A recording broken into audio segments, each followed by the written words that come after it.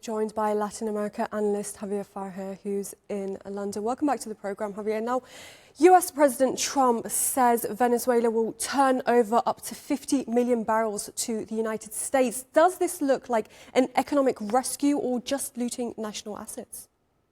Well, Venezuela needs to release that oil because it could affect the whole production. Many of this oil is being stored in obsolete facilities. At the moment, Venezuela is exporting around 900,000 barrels a day, and experts believe that it could go down to 600,000 if this oil is not released. So they need to release this oil.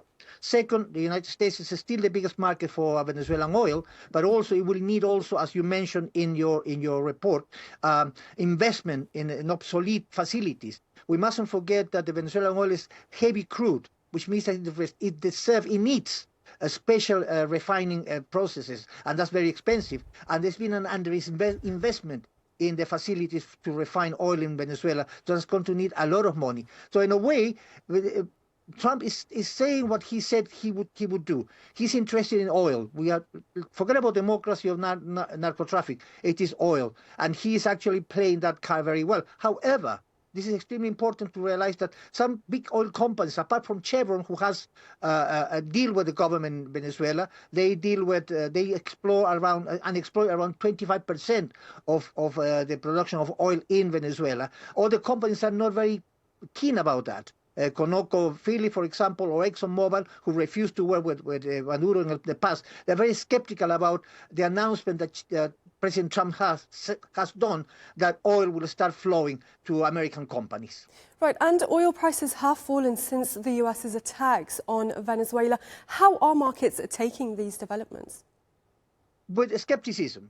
They're very skeptical about it because Venezuela needs a great deal of investment in the oil infrastructure. It's been abandoned, it's been neglected for many, many years. It was never been renewed. So any money, any increase in the production of oil in Venezuela will have to go through an improvement in facilities. Some of the facilities have been outsourced to some companies, but at the same time, they still need a lot of investment.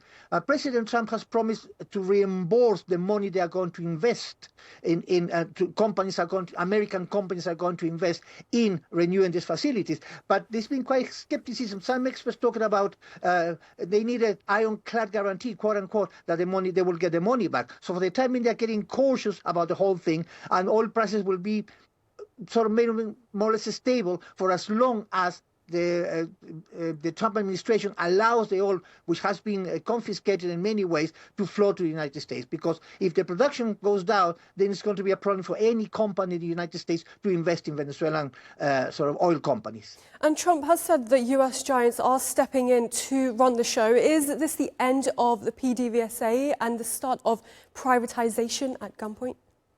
Not necessarily, because PDVSA still has a great deal of power. Don't forget that the current president with whom Trump says that they are cooperating is Delcy Rodriguez. She was the Minister for Oil and Gas from last year.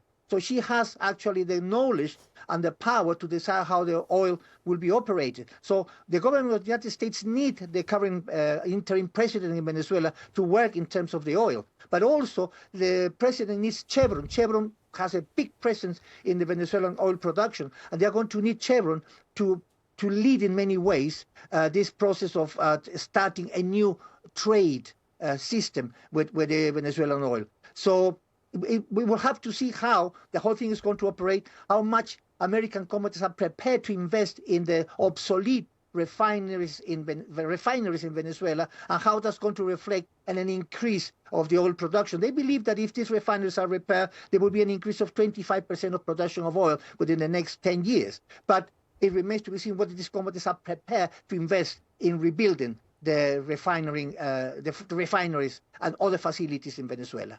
Javier Farje in London, thank you very much for your analysis.